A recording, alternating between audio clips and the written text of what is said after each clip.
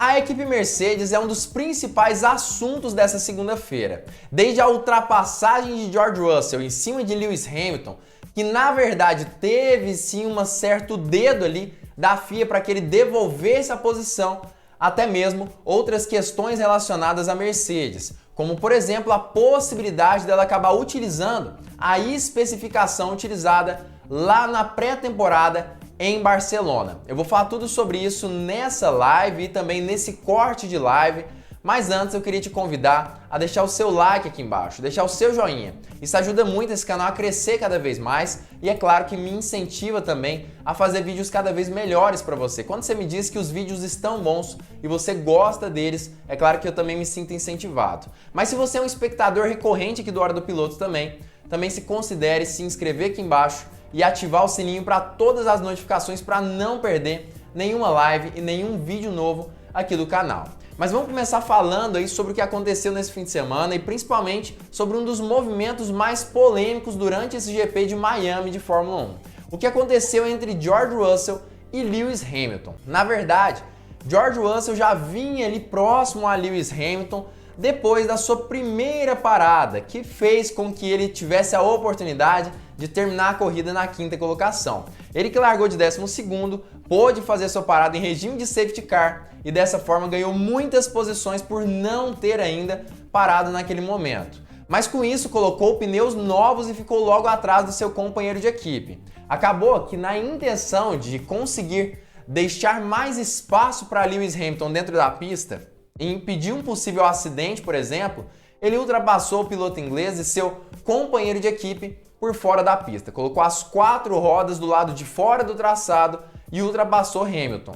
Mas a FIA logo depois emitiu um comunicado para que George Russell devolvesse a posição para o veterano da Mercedes. E foi exatamente isso que ele fez. Ele devolveu a posição para Hamilton e dessa forma teve que ultrapassá-lo mais uma vez logo depois, no meio da reta inclusive, demonstrando que sim, o carro de George Russell, principalmente com os pneus novos, estava bem melhor do que o de Lewis Hamilton. E ele teve a capacidade também, com toda certeza, de gerenciar um pouquinho melhor o ritmo de corrida, principalmente porque é bem provável que o ajuste do carro de George Russell era melhor nessa questão de ritmo de corrida. Além disso, é importante a gente falar sobre o que tem acontecido justamente nessa questão de ajustes do W13 para esse ano de 2022. Na verdade, segundo Toto Wolff, o que a Mercedes está fazendo é justamente tentando e errando com relação às atualizações do carro. Deixa eu explicar um pouco melhor. Por exemplo, elas pegam uma asa dianteira nova, testam no novo W13 e veem se o efeito do porpoising diminuiu ou não com essa nova solução. Se houver uma diminuição do efeito do porpoising, eles entendem que deu certo. Se aumentou, provavelmente teria dado errado nessa situação. Wolff diz que é necessário fazer exatamente isso pelo fato de que apenas é possível entender o que melhora ou piora no carro através desse tipo de teste dentro da pista, já que o túnel de vento não consegue simular o porpoising de uma forma muito precisa, principalmente pelo fato de que hoje em dia os túneis de vento permitem apenas uma velocidade de até 180 km por hora nos carros de Fórmula 1. Isso limita muito a análise de dados e, além disso, não permite que as equipes entendam melhor esse fenômeno do porpoise dentro do simulador e do túnel de vento, porque justamente esse fenômeno começa depois dos 250 km por hora. E por isso que a Mercedes sofre tanto para encontrar a solução verdadeira para essa questão do seu carro. Mas não para por aí. A gente sabe que o principal fator aí que diferencia a Mercedes das outras equipes e que dá para ver mesmo que ela é muito diferente é o conceito Zero Side Pods, que é basicamente aquela questão de que as partes laterais do carro, do W13, são bem menores do que a dos outros carros ali da Fórmula 1. Esse conceito tem sido muito importante para a equipe alemã e tem realmente resultado ali em algumas questões interessantes, principalmente na diminuição de arrasto aerodinâmico. Mas além disso, apesar de ser um conceito muito polêmico, aparentemente acaba fazendo com que a Mercedes perca muito por conta do porpoising, já que outras equipes que têm os sidepods maiores têm a oportunidade de endurecer um pouco mais seu assoalho. E justamente por conta disso que Toto Wolff diz que não descarta a possibilidade de voltar aos sidepods normais que o W13 utilizou lá nos treinos de pré-temporada em Barcelona. Aparentemente, isso será resolvido justamente na pista da Espanha, que será o próximo GP desse ano. Se o conceito Zero Sidepods continuar não funcionando e dando prejuízo para a Mercedes, é bem provável que eles retornem à especificação B do W13, justamente apresentada lá no GP, ou melhor dizendo, na pré-temporada de Barcelona, no iniciozinho desse ano. E por falar em Mercedes, continuar falando sobre essa equipe que é uma das maiores da Fórmula 1 aí de todos os tempos, Charles Leclerc, o piloto da Ferrari, falou um pouco mais sobre a equipe alemã. E segundo ele, não dá para subestimar a Mercedes em momento algum do campeonato. Mas ele também disse que eles devem sim estar fora da briga pelo campeonato mundial da Fórmula 1. Charles Leclerc disse que é bem provável que eles consigam sim disputar por algumas vitórias em 2022, mas pelo título ele acredita que estão sem chance. Mas eu queria saber a sua opinião sobre esse assunto. Você também acha que a Mercedes não tem chance de disputar esse título de 2022? Você acha realmente que talvez ela esteja com a água no pescoço, já quase se afogando com esse W13, com essa especificação de Zero Sidepods? O que você acha disso tudo? Já comenta aqui embaixo a sua opinião sobre esse assunto, eu quero saber o que você pensa. Mas enquanto isso, vamos mudando de assunto e falando mais sobre outra equipe muito querida aí no grid da Fórmula 1. A Red Bull. Na verdade, Verstappen teve sim diversos problemas nesse GP de Miami. Inclusive eu não apostaria no piloto holandês até que a corrida terminasse. Me parecia que ele era um dos pilotos que tinha mais desvantagem nesse GP específico, principalmente pelo fato de que ele ficou boa parte do primeiro treino livre e do segundo consertando problemas do carro. Ou seja, a Red Bull voltou a ter problemas de confiabilidade nesse GP de Miami de Fórmula 1. A grande sorte é que foi justamente nos treinos livres. Mas apesar disso tudo, ele foi capaz de vencer a corrida até com uma certa facilidade, vamos dizer assim.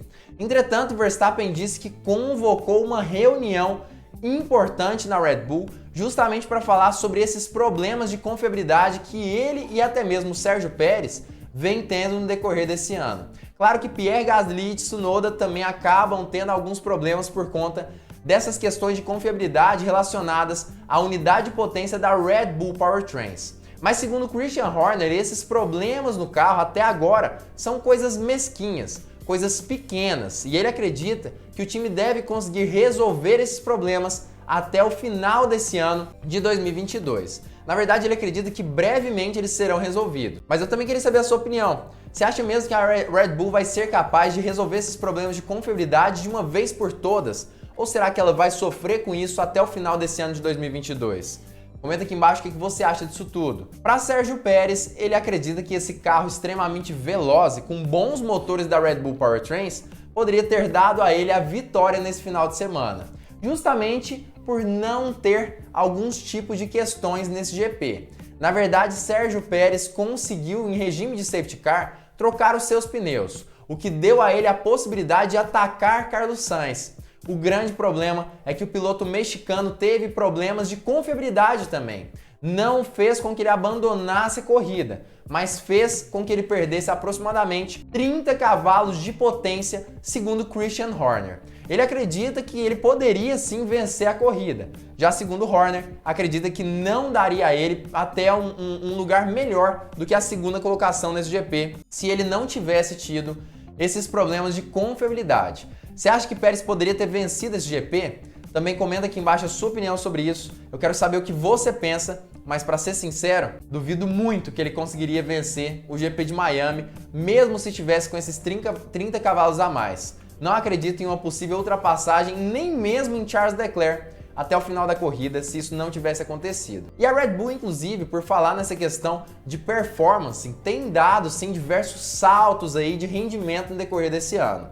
No último GP, o GP de Imola, ela demonstrou que era capaz sim de ter um desempenho inacreditável quando nós comparamos com outras equipes. Um exemplo, a própria Ferrari. E justamente essa equipe, a Ferrari acredita que isso deve dar um prejuízo gigantesco para a Red Bull até o final desse ano de 2022. Na verdade, o grande problema é que esse desempenho que ela vem tendo diferenciado acaba fazendo com que ela gaste mais dinheiro com o RB18, tanto diminuindo peso quanto em novas atualizações aerodinâmicas e tudo mais. O grande problema é que com um novo teto orçamentário, a Red Bull pode acabar dando com os burros na água, ou melhor dizendo, com o touro na água, né? A Ferrari disse que ela não deve manter esse ritmo de desenvolvimento até o final desse ano e deve sofrer com isso justamente por gastar muito mais do que ela devia. Mas segundo algumas notícias, e como eu sempre deixo as fontes aqui embaixo na descrição, essas também estão, a Red Bull vem com novas atualizações para o próximo GP. Aparentemente no GP de Barcelona ela já deve trazer algumas modificações no RB18. Segundo Horner, o carro ainda deve perder algum peso, e outro ponto que eles devem melhorar é também nas partes mistas do circuito. Aparentemente, a estrutura do RB18 tem como principal intenção a melhoria nas retas, principalmente em desempenho ao final das retas, ou seja, velocidades máximas. E isso acaba fazendo com que o carro da Red Bull perca muito em partes mais sinuosas do circuito. E a gente tem percebido justamente isso nos últimos GPs desse ano de 2022. Entretanto, a principal intenção é melhorar essas partes sinuosas e que a Ferrari é muito forte por ter feito a estrutura do carro preparada para alto downforce. A Red Bull aparentemente quer ser um carro ainda mais adaptável e que consiga aumentar o downforce sem perder tanto em velocidade de reta. Mas o que você acha disso tudo? Você também acha que a Red Bull pode continuar atualizando, perdendo peso e não tenha problemas também com o teto orçamentário até o final do ano? Você acredita que a Ferrari tem algumas cartinhas na manga que ela deve utilizar com novas atualizações do F175 e surpreender a todos nesse ano de 2022? Comenta aqui embaixo a sua opinião sobre isso. Eu quero saber o que você pensa sobre esse assunto, mas para mim, a Red Bull deve continuar atualizando o seu carro o máximo que ela pode. Ela é a mestre nisso. Na verdade, dentre as equipes da Fórmula 1, me parece que a Red Bull é a mais bem preparada para continuar desenvolvendo seu carro. Até porque no decorrer desses últimos anos, ela teve a capacidade de entender como desenvolver um carro sem gastar tanto dinheiro quanto outras equipes da Fórmula 1.